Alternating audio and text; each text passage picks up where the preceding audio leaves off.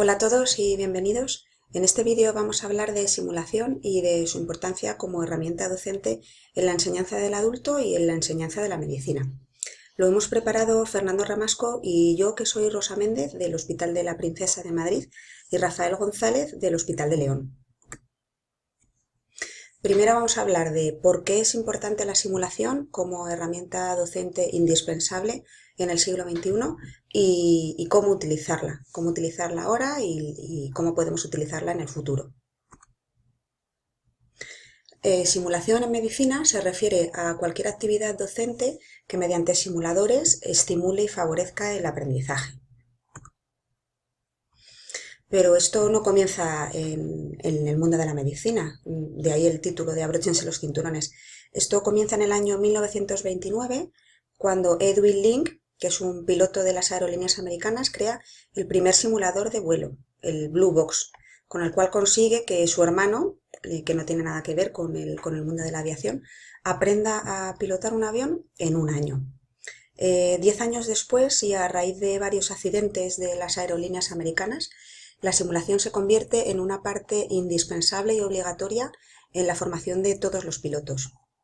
¿Y esto por qué? Pues porque con la simulación se puede exponer al piloto a condiciones de alto riesgo que de otra manera solo aprenderá pues, a lo largo de todos sus años de experiencia, y el piloto se expone a estas condiciones de alto riesgo de forma segura, mediante un simulador con el cual se pueden prevenir los errores críticos y aprender del propio error, siempre en un entorno controlado. En los años 60, Peter Safar describe la eficacia del boca a boca en las maniobras de RCP. Y en este mismo año, la Erdal, que es un maestro juguetero, crea el primer simulador en medicina, que se llama ANI, que llega hasta nuestros días, con algunas modificaciones, para aprender las maniobras de RCP. Vamos avanzando y en los años 1980 aparece David Gaba, que es un anestesista de Stanford y el padre a nivel mundial de la simulación en medicina.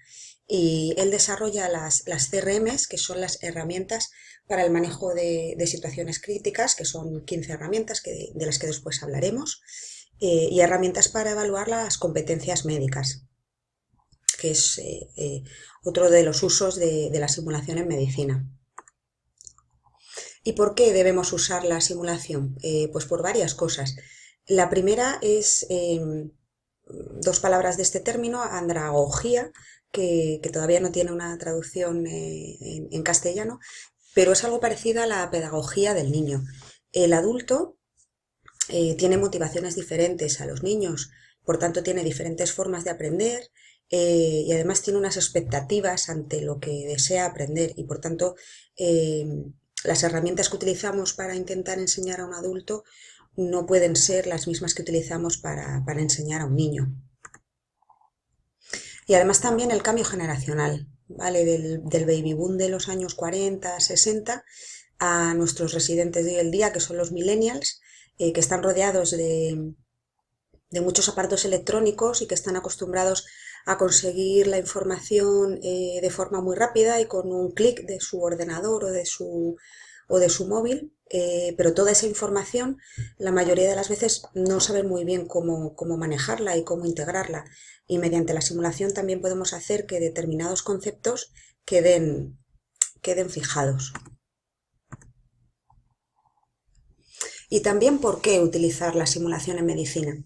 En el año 2000, en Estados Unidos, se publica este informe, Errar es humano, en el cual, a pesar de los avances tecnológicos, a pesar de los avances quirúrgicos, farmacológicos, a pesar de la revolución de Internet, a pesar de todo eso, los errores humanos continúan siendo la tercera causa de muerte. Y eso, en el año 2018, no debemos permitirlo. Entonces, algo tenemos que hacer para los que estamos ahora mismo aprendiendo y enseñando a otros, podamos conseguir disminuir esto.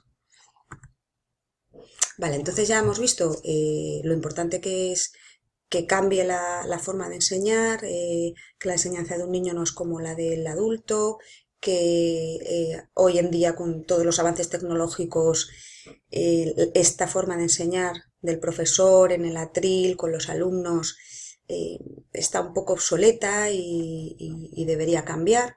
Vamos a ver con dos pinceladas así gráficas si es verdad que ha cambiado o no.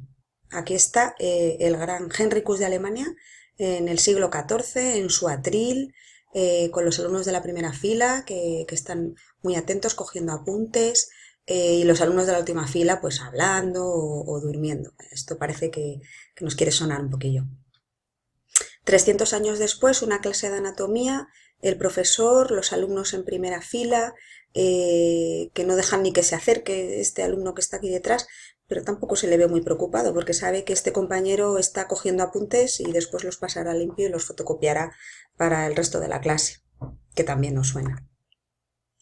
Bueno, llegamos al siglo XXI, donde el pobre profesor ya no sabe qué inventar, tiene su dedo interactivo, la suma interactiva, la pantalla interactiva, su PC, todos los alumnos con sus móviles, sus iPad, pero al final en realidad no parece que haya cambiado mucho porque sigue estando el profesor en su atril y todos los alumnos sentados, ¿no? Y cogiendo apuntes. O sea que todavía tenemos una oportunidad enorme de seguir innovando y de seguir mejorando. Vale, ya hemos visto que la simulación es, bueno, al garantizar la seguridad y la intimidad de los pacientes es una exigencia ética inherente a la medicina, pero es que desde febrero de 2017 también es una exigencia legal. Se exige en el BOE de los residentes que el centro sanitario favorezca en la medida de lo posible que se utilicen pacientes estandarizados versus simuladores, maniquíes u otras técnicas de simulación para que se adquieran las competencias clínicas y las habilidades técnicas. ¿Vale? Entonces es una exigencia ética y una exigencia legal. El paciente no debe ser sometido de forma repetida a procedimientos por un adjunto mayor, un adjunto más joven, un residente de la especialidad, un residente de otra especialidad que rotaba por allí. Esto ahora mismo los pacientes no es lo que quieren y la calidad percibida en el 2018 es muy importante. Lo que comentábamos antes de David Gaba, las CRMs, las herramientas del manejo de crisis, también se aprende mediante simulación, porque de otra forma las situaciones críticas suceden a lo mejor en un porcentaje muy pequeño de veces a lo largo de la vida laboral, y para saber cómo actuar, pues nada mejor que hacerlo en un entorno seguro donde podamos aprender de los errores y sobre todo que podamos repetirlo, para estar preparados cuando sucedan. Y también se utiliza la simulación como parte de una evaluación del rendimiento, tanto en la licenciatura de medicina como en los años de residencia. Vale, lo que comentábamos, la formación guiada por el error y esto que es lo más importante, el debriefing, que es el feedback que se da después del caso de simulación. Es un feedback en tiempo real en el cual se comenta el caso y se dan soluciones a los fallos que se hayan detectado. ¿Y cómo podemos hacerlo? Pues lo primero para hacer simulación es formarse como instructor de simulación. En nuestro hospital varios de los adjuntos tenemos el curso de instructor de simulación por la Universidad de Harvard, por el IMS, que en España tiene su sede en el Hospital Virtual de Valdecilla. Después es empezar a caminar, a hacer cursos dentro del hospital, fuera del hospital.